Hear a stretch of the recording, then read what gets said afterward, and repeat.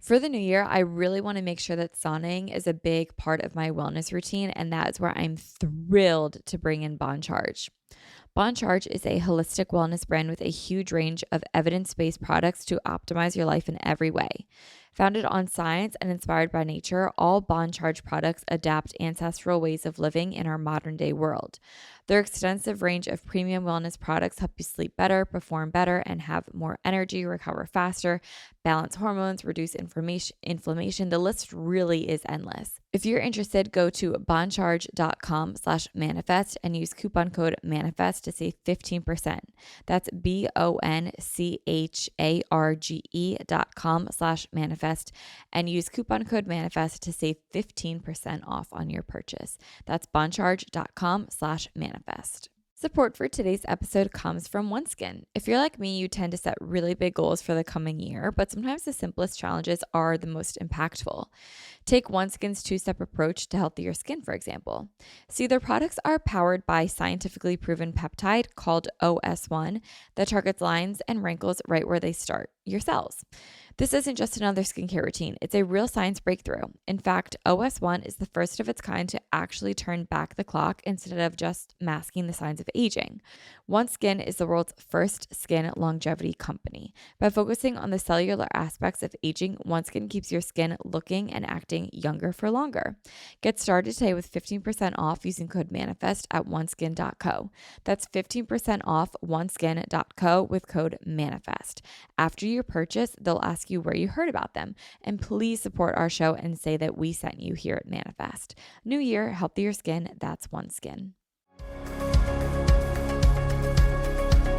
Hi guys, welcome back to another episode of Manifest with Tori DeSimone. I'm your host, Tori DeSimone, and I hope you guys are having an amazing Monday so far. I'm recording this on Valentine's Day and I'm wearing pink pants. So if you guys are watching this on video and you see pink pants poking through, just mind your own because it does not go with my outfit. But I wanted to wear pink pants. Like, it's Valentine's Day. Like, what else am I supposed to do?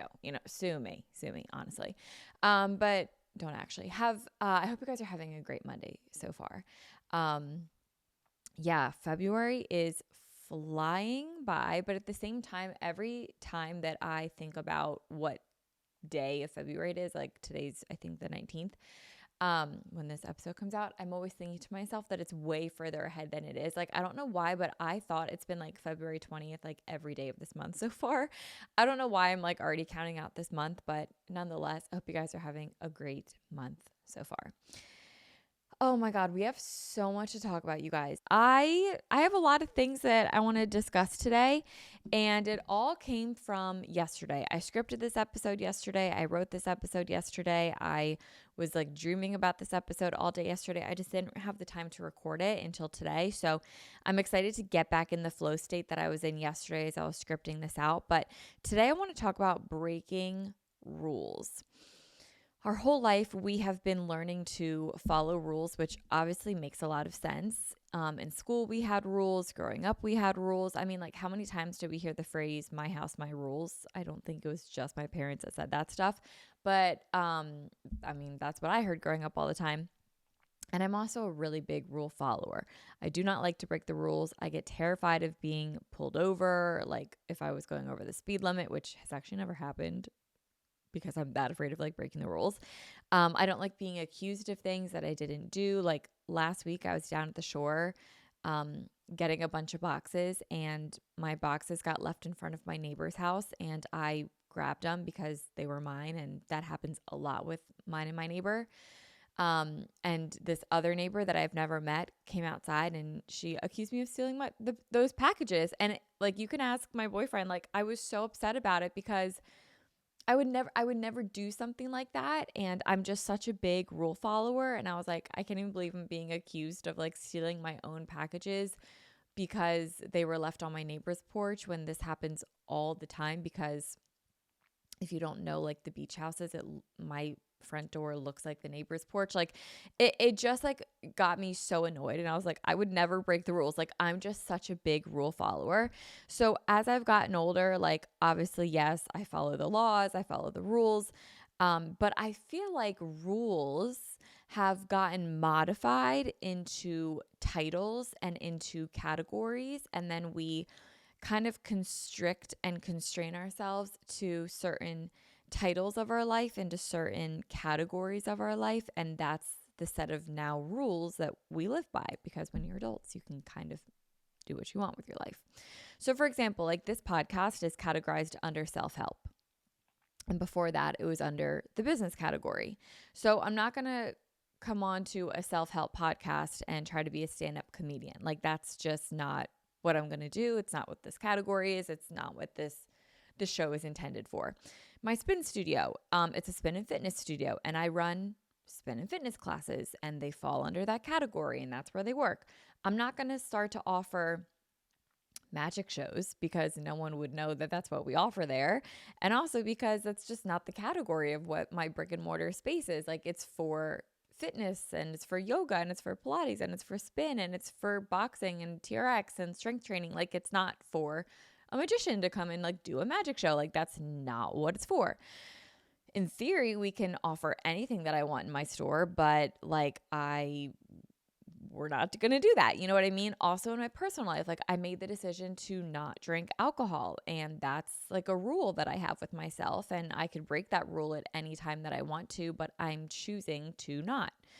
So what I'm getting at is that rules are everywhere. And before yesterday, like when I was scripting this out, I never really thought too much about rules, but that was until I read the rules chapter in Rick Rubin's book, which you guys, this book is changing my life. I keep posting it on Instagram, like excerpts of it every day, because it is so good. This is also the book for the Manifest Book Club for February. If you are going to start at any time to read a book, like this is the time to start. This book is just so good. I listened to it on audiobook all the way through already, but then I wanted to go get the actual physical copy, because as I was listening on audiobook, I was like, I need to make so many notes to this. And as I'm reading through this, like physically reading through it, I missed so much when I listened to the audio version of this book, and I feel like I'm reading an entirely different book. So I'm like taking it all the way from the beginning, and wow, is it amazing. So I'm going to read some excerpts that came from the passage of rules and breaking rules, and then we're going to really dive deep into that, because oh man, it sparked so much in me yesterday. Like a lot of these new additions to the podcast and stuff came from this passage. So I'm going to read it. If you guys have the physical book, it starts, well, technically the chapter starts on page 97, but what I'm going to start reading at starts on page 98. Okay. Rules direct us to average behaviors. If we're aiming to create works that are exceptional, most rules don't apply. Average is nothing to aspire to. The goal is not to fit in. If anything, it's to amplify the differences, what doesn't fit, the special characteristics unique to how you see the world. The special characteristics unique to how you see the world. Sometimes I'm just like, reading is hard. English is hard sometimes. Okay. Instead of sounding like others, value your own voice, develop it, cherish it. As soon as a convention is established, the most interesting work would likely be the one that doesn't follow it. The reason to make art is to innovate and self-express, show something new, share what's inside, and communicate your singular perspective. I'm going to skip ahead a little bit. It's a healthy practice to approach our work with as few accepted rules, starting points, and limitations as possible. Often the standards in our chosen medium are so ubiquitous, we take them for granted. They are invisible and unquestioned. This makes it nearly impossible to think outside the standard paradigm? Paradigm? The standard way of life. Paradigm. How do you say that word? Paradigm? If you just say it fast, it makes sense. Okay, I'm going to skip ahead a little bit more. We assume that the equipment and the format are part of the art form itself, yet painting can be anything that involves the use of color on a surface for an aesthetic or for a communicative purpose. All other decisions are up to the artist. I'm going to skip ahead a little bit more.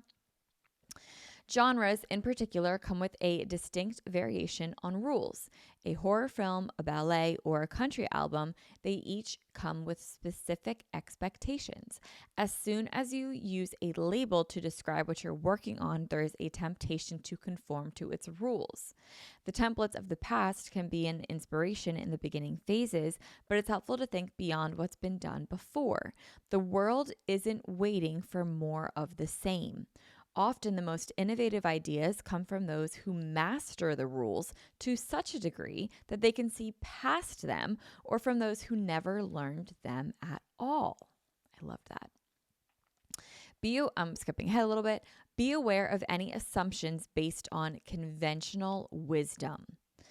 Rules obeyed unconsciously are far stronger than the ones set on purpose, and they are more likely to undermine the work.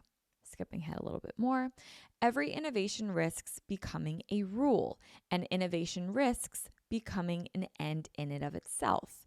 When we make a discovery that serves our work, it's not unusual to concrete this into a formula. On occasion, we decide that this formula is who we are as an artist, what our voice is and is not. While this may benefit certain makers, it can be limiting to others.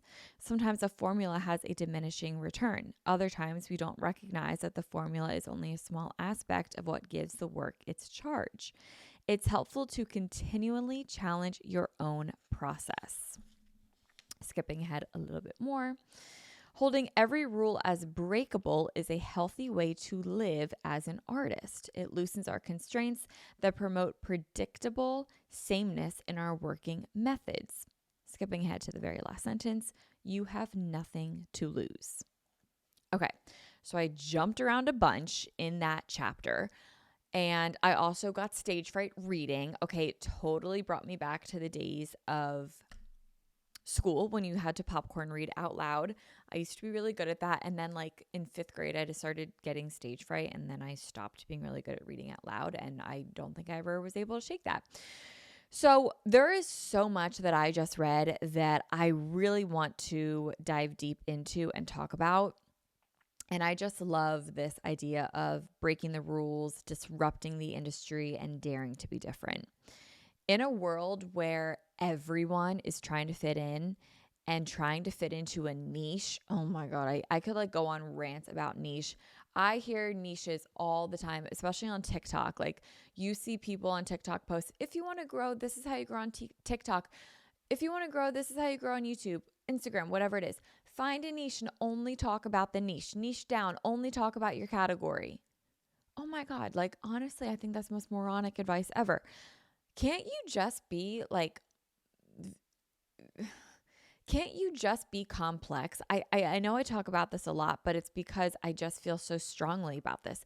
In a world where it feels like everyone is doing the same thing all the time, and everyone is niching down, and everyone is trying to fit into a category, and everyone is trying to fit into a mold, and everyone is trying to have a label, and everyone is trying to have something to identify with, it just gets mundane, and it just gets to be so unoriginal. And it's like, we're all different. That's like the baseline. None of us were born the same. We were all born for a reason, and I truly believe that. And I think we need to embrace that and learn to love our uniqueness. I mean, I think I can speak on this from a girl's perspective. On TikTok specifically, I see so much influence for getting Botox and filler. And before you know it, everyone has the same lips and the same eye shape and the same eyebrow lift and the same places of getting their face filled. And before you know it, everyone's beautiful, natural, unique face all looks the same. And don't get me wrong, they all look beautiful with filler, with Botox, without filler, without Botox. But it's like, why are we all trying to fit to one standard of beauty when everyone is already beautiful and there's nothing that needs to be changed? Yeah, like I went in for a filler consultation maybe a year and a half ago. I went in for a filler consultation, and I went in to see if I could get filler in my chin because I have a very small chin. And because I have a small chin, I have like a very weak neck. And when I turn to the side, I don't like my side profile because I just like collapse into my neck. Like my face and my neck are just like one thing from the side, and I don't love it. So I went in to go get a consultation. You know, they take all these pictures and then they show you these pictures and they blow up these pictures. And suddenly I'm like, well, yeah, we could put a little bit of Botox above my one of my eyebrows is like way lower than the other. And that's because my grandma has that. It's a genetic thing. So I got it from my grandma. And I'm like, yeah, we could put Botox to like kind of fill that, you know, lift that up a little bit. And then I'm looking at my lips and I'm like, you know, I think I do have like rather full lips. Like they fit my face really well. They're, you know, natural. But when I smile, I see what you mean. Like my top lip does disappear. Like, why don't we just do a little lip flip there and just like get that up? And, you know, when I smile, I do see those lines around my eyes. Like we could just make those go away. And yeah, I do see the hollowness under my eyes. Maybe we could just fill that a little bit. And before you know it, I'm walking out with like a consultation and a quote of like $4,000 to change my face. And at the time I was 23, 24 years old. Like I don't need to be changing my face at 23. My face is going to change its whole life because that's what happens. Like you grow into your face, you grow into your features. And why do I want this perfectly proportioned face when like the face I have is perfectly enough? You know, it's my face. I don't want to change my face. And I don't mean to like go on about filler and Botox because I have like all of my friends have filler and Botox and they all look incredible. They look amazing. They look beautiful. But what I'm getting at is what's so wrong with being unique and embracing what makes you different. I think that should be celebrated. Like in a world where we see one person get success, the immediate thing to do is to copy the recipe and duplicate that. And I think the reason that one person originally got success was because they were different. It was because they were innovative. It was because they were inventive. It was because they were creative. Like they were the exception, and that exception then becomes the new normal, and that cycle just repeats and repeats over and over again. And I'll kind of talk about that in a little bit more. But I think what draws us to new things is exactly that, the nuance of it all, right? Like I can speak about this when we opened up Stride, which is, if you don't know, it's my brick and mortar business. I own spin and fitness studios. And when Stride first opened in 2018, at least I can speak to our area, it was very revolutionary because there were other boutique studios around us. We're in a very saturated area with lots of fabulous boutique studios all around us. And each studio offered a few different formats. It first started with spin and bar, and then it expanded into spin, bar, and TRX. And then another studio was spin, box, and TRX. And that was kind of like what we were working with. And when Stride came onto the scene, I was like, okay, well, I know that I want everything that every other studio offers. So immediately off the bat, I want spin, bar, TRX, and boxing. But I also love Pilates, so I want to put Pilates in there. And I also love yoga, so I want to put yoga in there. So when we first opened, immediately it was spin, bar, box, TRX, yoga, and Pilates. 6 formats under one roof was unheard of at the time. And it was so innovative and it was nuanced. And I think now in 2024, when I say this, it's like, that's not original. But at the time it was. Like, believe it or not, it actually was. And it got quite the buzz. Like when Stride opened, it set a new standard for our immediate area. And then all the other studios began to add more and more and more. And now we kind of just live in this new ecosystem where our boutique studios around here offer tons of formats. And I think that was because when Stride entered the scene, it was this nuanced and it was innovative and it was creative and it was never done before. And now that's set a new standard and that's now become a new normal. I'm not complaining, I'm just observing. And I think this happens all the time. The creativity, the inventiveness, the boldness of trying something new rather than just playing it safe really draws attention. And if we want to play it safe, we can, and we can continue to do things that have worked time and time again. Like, for example, a pop song. Pop producers and artists have talked about the fact that there is a formula to get like the perfect pop hit. You need something that's catchy. You need something that's relevant. You need something that's short. Like there really is a formula to it. Tate McRae talks about this a lot. There's a formula and you can copy and paste that formula and you can find success with the songs. But success in ways that are caught up in doing what everyone else is doing will, the only thing that's going to do is put you in the mainstream and you won't really stand out.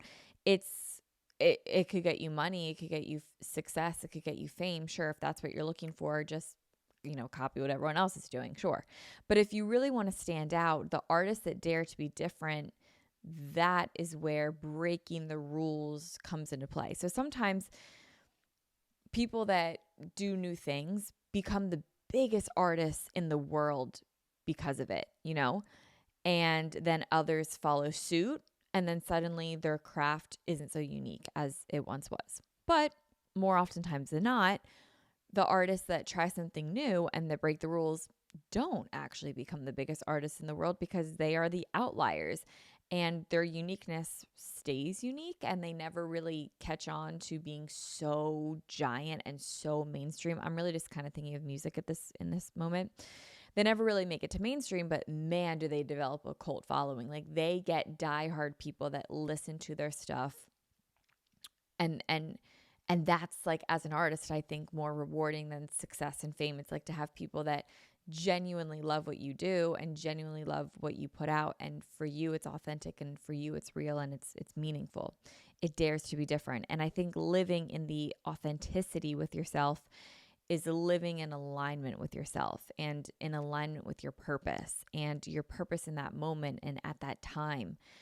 Living within your purpose and doing what you feel called to will always feel right, even if that purpose changes, because you're always going to be living in alignment with your purpose. And I think that above all is the most rewarding thing when you even just have like one person that's like, yeah, like I love what you're doing. That feels really good. For the new year, I really want to make sure that sauning is a big part of my wellness routine, and that is where I'm thrilled to bring in Bon Charge. Bon Charge is a holistic wellness brand with a huge range of evidence-based products to optimize your life in every way. Founded on science and inspired by nature, all Bon Charge products adapt ancestral ways of living in our modern-day world. Their extensive range of premium wellness products help you sleep better, perform better, and have more energy, recover faster, balance hormones, reduce inflammation. The list really is endless. So from blue light glasses, to light therapy, to EMF management and circadian-friendly lighting, Bon Charge products help you naturally address the issues of our modern day way of life effortlessly with maximum impact. One of my favorite products from Bon Charge is their infrared sauna blanket. I loved sauning and I have for a really long time, but the problem is I always have to go to the gym, and a lot of times I want a sauna at night when I'm cozy at home. I just don't want to leave. That's why using the infrared sauna blanket at home has been so amazing. This is a really great way to ease stress and unwind at the end of the day. It's also really good to detoxify, and it promotes lower inflammation in the body, which is really, really huge. What's also really cool is that because this is a blanket, your head is out of it. So it's honestly, I find it's easier to stay in this longer. And because my head is out of it, I'm able to like read a little bit longer, and my body still gets all the good benefits that I get while being in the sauna blanket. It's really easy to set up, and it's also really easy to clean. It takes less than a minute to set up. It heats up really quickly, and I can enjoy like a 30-40 minute session in the sauna blanket while I'm relaxing, reading, watching TV, meditating. While if I'm in the sauna, I can really only stay in it for like 15 minutes because it gets so hot and uncomfortable, but because my head's out, I'm able to stay in it longer, but I still get all the benefits of it. I just feel so much more relaxed after my sessions. I just feel really, really good, and I just love ending my night with a sauna. Bon Charge ships worldwide in rapid time. They have free shipping on every sauna blanket.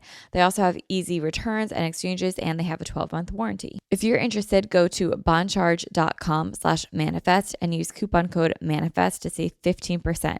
That's BONCHARGE.com/manifest and use coupon code manifest to save 15% off on your purchase. That's boncharge.com/manifest. Your pet is a member of the family, so don't feed them like they're in the doghouse. Give them Nom Nom.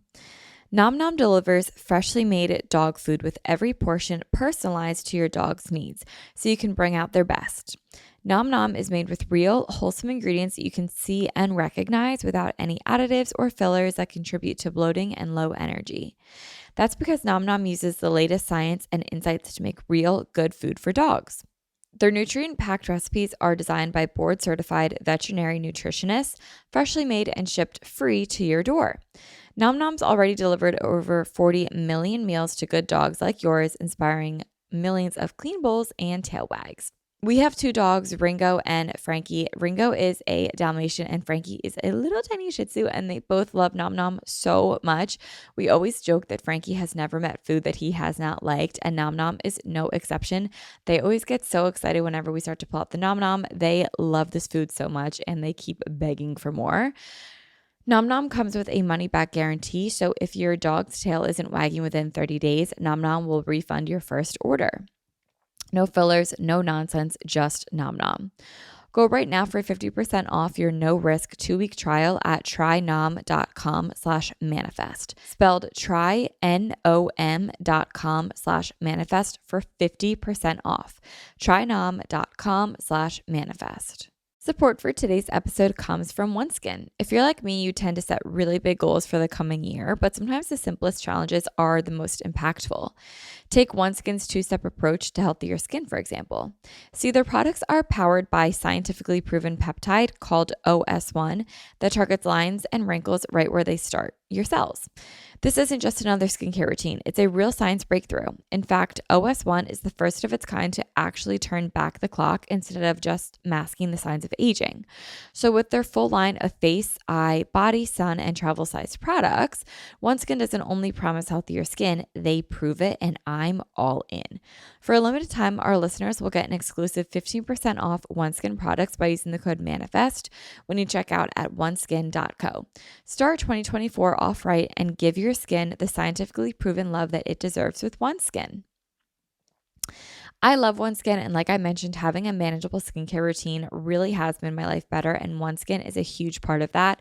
I've noticed that my skin feels and looks so incredible since using OneSkin, and I gifted OneSkin to so many people during the holidays, and they so far are also hooked. It's really amazing. What's really cool is that in a third-party 12-week clinical study performed by third-party research organization, OS01 Face was clinically proven to strengthen the skin barrier, improve skin health markers, and diminish visible signs of aging, and wrinkles were actually diminished in 87% of users. OneSkin is the world's first skin longevity company. By focusing on the cellular aspects of aging, OneSkin keeps your skin looking and acting younger for longer. Get started today with 15% off using code MANIFEST at oneskin.co. That's 15% off oneskin.co with code MANIFEST. After your purchase, they'll ask you where you heard about them. And please support our show and say that we sent you here at Manifest. New year, healthier skin, that's OneSkin. When Rick Rubin talks about sharing your singular perspective, I really love that. I know that personally as a consumer, I do not want regurgitated information, especially when I can get that regurgitated information like from the source. Andrew Huberman, I talk about him all the time. He's an example of someone that has taken something that was so like untouchable and brought it to mainstream in a way that is so innovative and so smart and so creative that he has really broken rules and disrupted a whole industry. Let me dive into this a little bit more. So he's taken data and published journals and papers and like all this information that I would never even know is out there. I wouldn't even know where to look for it. And he's made it zero cost to consumer, and he spreads the word of these published findings via his podcast. I do not want someone else to come onto the scene and do exactly what he is doing, because I would just want to hear from Andrew Huberman. Like if Andrew Huberman he just put out an episode all about oral health and hygiene. I would not want someone to then next Monday come out with their rendition of that episode, and it's pretty much just like summarizing what Huberman was just saying. I'll just listen to the source. Like I will just go right to Andrew Huberman because he's passionate about what he's talking about. He's living in alignment with what he's talking about. And the reason that he's as successful as he is because he's authentic in it. I know this is like controversial, but I also think this is something that we can all kind of understand what I say. David Dobrik, when he first started his Vlog Squad vlogs, like they were innovative and they were creative and they were fast paced and they were new. Like he brought a Vine feel to YouTube. And I really think he was the first one to do that. He had immense success because of it. Obviously, he's like fallen off now, but whatever. We all know that one guy from the Hype House, what's it, Alex or something, that literally copies David Dobrik, or I don't know if he still does, but he used to copy David Dobrik, and everyone was so annoyed with him. But he got like his clout, he got his success, he got his fame, he got his money. Like what he did it, like he wanted to copy David Dobrik, and he did, and he made a living doing it. But like it must just be exhausting to try to be someone else all the time. It really must be. So that's another example of like, we don't want regurgitated information. We can get it straight from the source. Like we don't need a 2.0 version of something that we can get 1.0. You kind of get what I mean.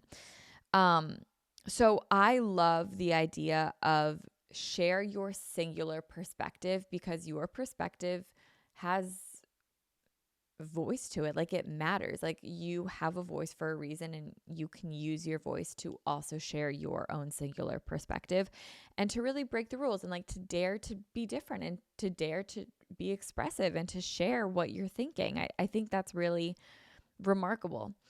So Andrew Huberman dared to be different. He shared his singular perspective, and he's created a movement by literally breaking the rules and doing what no one else has ever done before.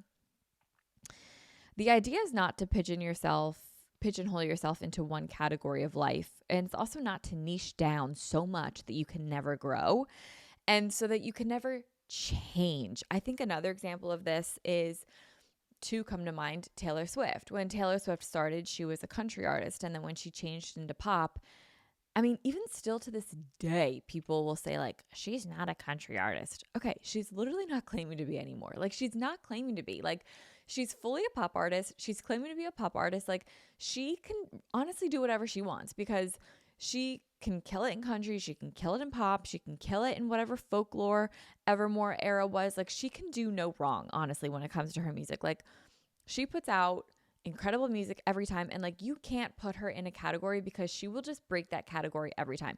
But people, and I'm using that term very generally because you guys listening to this, I don't think you fall in this category. People so badly want to put everyone in a box and they want to say, well, she was country, but now she's not. Okay, cool. She grew, she expanded, like she changed, she grew up. Cool. Another person I think of is Bobbi Althoff with her podcast, for example. Now, I only found out about Bobbi through her podcast. So to me, she's only ever the girl that has like this weird dry humor that I personally I don't get it. I don't listen to it. I just see like the clips on TikTok. Doesn't seem like my kind of podcast. But that's how I found out about who she was.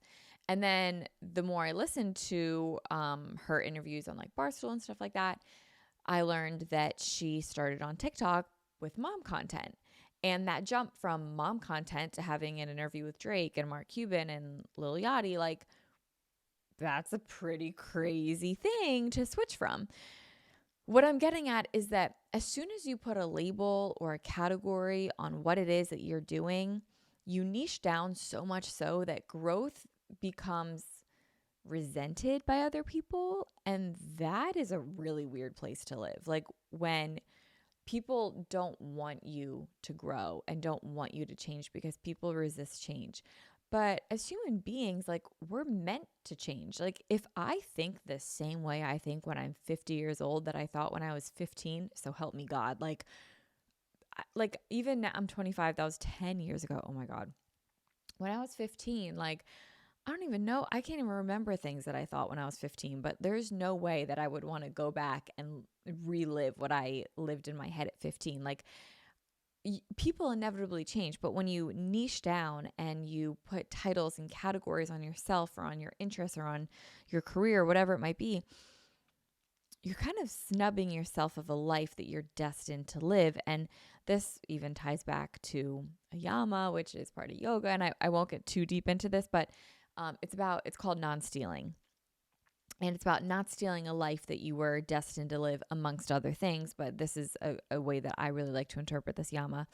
Not stealing from yourself, not stealing your journey before it's even begun. And it all starts by breaking the rules, breaking the molds, breaking the title, breaking the categories that we've inevitably put ourselves in. And we put ourselves in this box because that's, what we're kind of taught to do growing up our whole life. Like in kindergarten, one of the first things is like, what do you want to be when you grow up? And my answer was, I want to be a crossing guard. Like, honest to God, I wanted to be a crossing guard. And then I wanted to be a nail tech. And then I wanted to be a hairdresser. And then I wanted to be a makeup artist. And I wanted these specific careers. And then as soon as I was a kid, and I remember I said that I wanted to be a nail artist, and then I wanted to be a hairdresser. And when I said hairdresser, my family was like, oh, I thought you wanted to be a nail artist. And it's like, okay, I'm literally 6 years old. Like, I can change my mind. You know what I mean? Like, but what I'm getting at is when we put titles and categories on ourselves, it stunts growth and it stunts limitations. And that is a rule. Like, titles and categories can be rules, and rules create limitations for ourselves. So my advice, drop the labels. On TikTok, when I'm scroll, it's constant labels. Like, and I do this too. I do it too because it gets the attention of people. Like, it's what we understand. So I'm not saying I don't do this, because I do, but it's a constant, like, a day in my life of a 25-year-old living in New York City. Okay, great. But suddenly you've pigeonholed yourself as a mid-20-year-old in New York City, and now that's your identity. So the second you turn 30, I'm going to be challenged of what your identity was, because now I don't understand it, because I'm expecting, a 25-year-old and now you're 30, but I remember you from 25 and now you've grown and now you're different. And I'm like, oh my God, you're not who you used to be. And I have a problem with that. God forbid. If this person decides to move to Florida, okay, let's just say now they're not a 25-year-old in New York City. They're a 25-year-old in Florida. And my expectation and my assumption of what a 25-year-old in New York City looks so different than a 25-year-old in Florida. Do you see what I mean by that? So, like, this person established herself as a mid-20 girl in New York City, and all of her followers followed her because that's what they wanted to see. But now she's moving and she's switching identities and she's switching titles and she's switching categories. And maybe I don't want to see what a life in Florida looks like. I don't care, but I care about what it looks like in New York City. This is what I mean. We identify with titles like mom, boss, CEO, daughter, girlfriend, student, grad student, pre-med student, artist, etc. And we're all guilty of it. I do this all the time. Like, you can go on my Instagram bio. It says, I'm a podcast host. Like, that's a title right there. And then one day, if I ever stop this podcast, which I don't see that happening, but one day if it ever does, then that suddenly doesn't serve me anymore. You know what I mean? So while these labels put us in categories and that brings comfort to us, we all search for a belongingness. And I think labels do that, but they also limit us. They keep us in a box.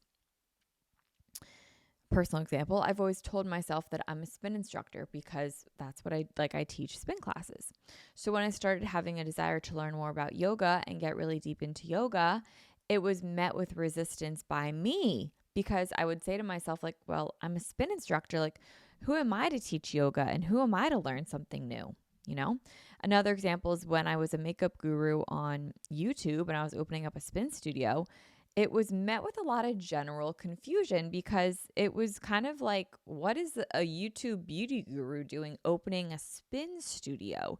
Labels and titles, they confuse people, they confine us, and they put us in a box. They make us conform, and they set limitations and rules and immediate expectations. If I'm on TikTok and I see a video that starts with, here's a day in my life as a mom of 2 under 2, I already have created an expectation in my mind of what that video is going to look like. I have an expectation what the mom is going to be wearing, of what the video is going to look like. Like, I feel like it's going to be slightly chaotic. I feel like the mom is going to say that she's tired. I can picture the house in my head. I can see what the husband looks like. Like, I can see the whole video mapped out in front of me before I even watch it. But then, like, if this mom ended the video with her being like, okay, and then I put my kids to bed, and now I go to work, and I go to work my second job at a strip club. Whoa, like that would totally break the mold of what I was expecting to see.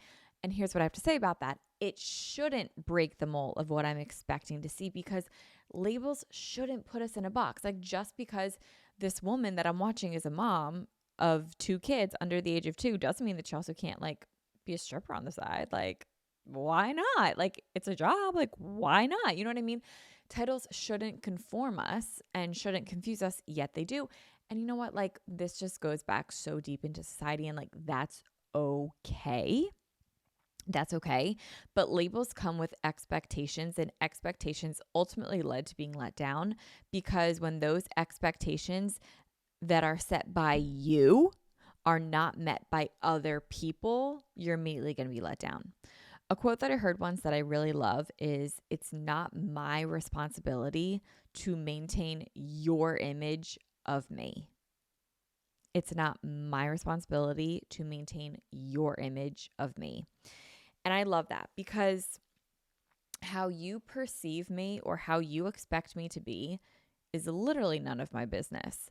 Like, if you clicked on this show today and you were expecting this to be a completely different podcast than what it was, based on the title of this episode and the category that this podcast is under and the title of this podcast show in and of itself, like, you might have had an expectation. It might be totally different, and you might not like it based on what you're hearing, or you might really like it based on what you're hearing, and it might be surprised. Your perception of how this show went, how this episode went, is literally none of my business. So if I don't live up to your perception of me or your expectation of how I should be or how I should act, that's a you problem, babe. That is not my problem. Rick Rubin talks about mastering the rules, which is kind of contradictory to what the whole chapter was about, but I liked it. I made a whole podcast episode called "The Best Don't Get Bored of the Basics." And this ties back to the idea of actually what we talked about earlier, which is repeating the same yoga flow every day for a week, because you will learn that it's not at all about the poses. It's not about the workout. It's about the work in. It's about the practice of showing up every day and never returning to it the same as when you were yesterday. Mastering the basics, the rules, brings you to a level of there are actually no rules at all.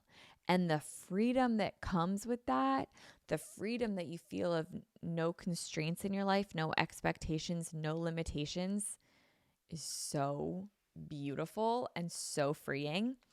So if we're going to sum up this entire podcast episode to one line, it's going to be this one: unlearn everything to relearn nothing. Learning that there's nothing waiting on the other side of unlearning everything that you've been taught your whole life is such an expansive concept. Dropping rules, letting go of expectations, and relearning that you can be anyone that you want to be at any moment in time is like the most powerful thing in the world. And stepping into that power is, wow, that is when the game changes. So if you want to make something of your life, I encourage you to break the rules around it. If you want to create a podcast show, don't look at what the other big shows are doing, because that's a dime a dozen. I can tell you what all the successful shows are doing. They are, and that's because they're the ones that created the new normal, right? They were the breakout shows at one point. The ones that started podcasting, like when Joe Rogan started a podcast, podcasting wasn't a thing, okay? He made it a thing. He made it the new normal. The first podcast to ever go on video, I don't know what it was being different. And now that's the new normal. Like, so many, and I shouldn't say so many, but Lauren Elizabeth just quit her podcast because she was like, I didn't want to be on video. Like, I just wanted to be an audio podcast, but now video podcasting is the new medium. I was on a call the other day with my network, and they told me that YouTube is the most popular platform for podcasting. Like, it's just video podcasting is the future and it's the present, I guess I should say, because it's here now. But at one point in time, it was new and it was innovative, and now it's just the new normal. So if you want to have a very successful podcast, you can look at the hundreds of thousands of very successful podcasts all over the charts, on Spotify, on Apple, on YouTube. Like, you can see what the recipe is to create a successful podcast. It's not hard. It's literally right in front of all of our faces. You could do it. You could replicate it if you wanted to. But I encourage you not to do that. Like, I encourage you to create the show that you want to see. Otherwise, you wouldn't feel the desire to create it in the first place. Just because a video podcast is the new normal and clips that you then put on social media are the new normal, and talking about hot topics that are popular are the new normal, doesn't mean that you can't create your own category of podcasting, like bringing published biology studies to the average person to optimize their life. Like, hello, Andrew Huberman. Like, that was a new concept and it's wildly popular because of it. For me, when I think about how to make a successful podcast, I try to think, how can I not make it look like the other shows that are charting? Like, yes, if I wanted the show to be the biggest wellness podcast in the world, I know what I would have to do it. I would know that I would need guests, and I would need to build a fancy studio, and I would need to put out a little bit more money and hire the production. And like, I know what I need to do that. But I don't want that. I don't want to be another wellness podcast that just gets caught up in the mix of everything, that brings on guests and everyone's an expert and everyone says the same thing and it's all regurgitated information from this other podcast. And like, I don't want that, but I could do that if that's what I wanted to, but I'm trying to make it different and I'm trying to be unique. How can I teach a yoga class so it's not like the other classes that I've taken? Otherwise, why would I even be a teacher at all when I can just remain a very happy and content student? Like, I don't need to regurgitate the classes that I take. Otherwise, I can just bring all of my clients to the class with me and I could do it alongside them. Like, I don't need to be the one leading them. I like to ask myself, like, how can I make a living? I'd say that I do it rather unconventionally, and I really love that. Like, when someone asks me, what do you do for a living? I kind of don't have an answer for them. It's kind of like, well, what do I want to say today? Do I want to say that I own spin studios? Do I want to say that I have a podcast? Do I want to say that I work for myself? Do I want to, like, what do I want to say today? And I kind of really like that. I like unconventionally making a living for myself, that when people say, what do you do for a living? I don't have a pigeonholed answer that makes me feel like I can't grow and that I'm not pigeonholing myself and I'm not limiting myself and I'm keeping all of my options open. Like, the words that we say cast a spell, and what we say out to the universe. And when someone says, oh, what do you do? And let's say one day I'm a lawyer, I could say, oh, I'm a lawyer. That's all that I'm putting out there for the universe. But when I say, oh, I'm self-employed, that opens up a can of worms. Like, well, what does that mean? What can that become? You see what I mean?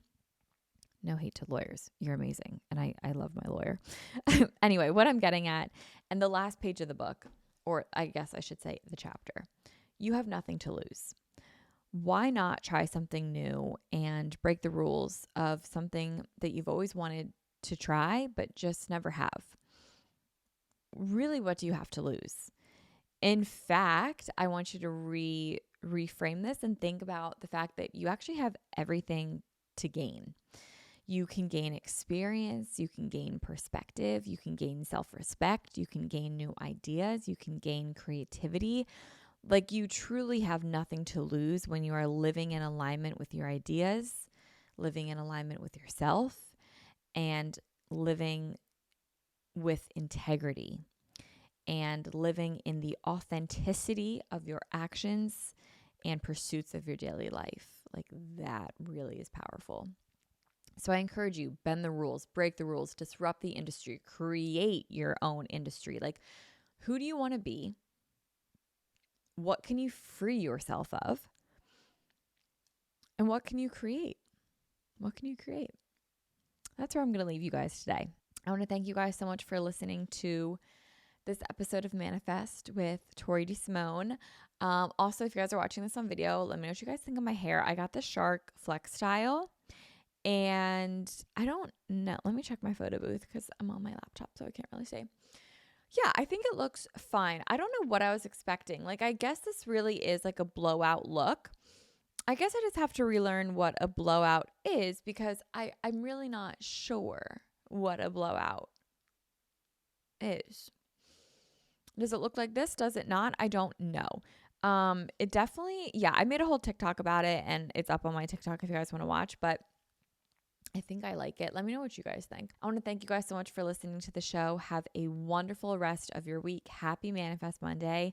I love you guys, and I'll talk to you all next week. Bye, guys. Your pet is a member of the family, so don't feed them like they're in the doghouse. Give them Nom Nom. Nom Nom delivers freshly made dog food with every portion personalized to your dog's needs, so you can bring out their best. Nom Nom is made with real, wholesome ingredients that you can see and recognize without any additives or fillers that contribute to bloating and low energy. That's because Nom Nom uses the latest science and insights to make real, good food for dogs. Their nutrient-packed recipes are designed by board-certified veterinary nutritionists, freshly made and shipped free to your door. Nom Nom's already delivered over 40 million meals to good dogs like yours, inspiring millions of clean bowls and tail wags. We have 2 dogs, Ringo and Frankie. Ringo is a Dalmatian and Frankie is a little tiny Shih Tzu, and they both love Nom Nom so much. We always joke that Frankie has never met food that he has not liked, and Nom Nom is no exception. They always get so excited whenever we start to pull out the Nom Nom. They love this food so much, and they keep begging for more. Nom Nom comes with a money-back guarantee, so if your dog's tail isn't wagging within 30 days, Nom Nom will refund your first order. No fillers, no nonsense, just Nom Nom. Go right now for 50% off your no-risk 2-week trial at trynom.com/manifest. Spelled trynom.com/manifest for 50% off. trynom.com/manifest.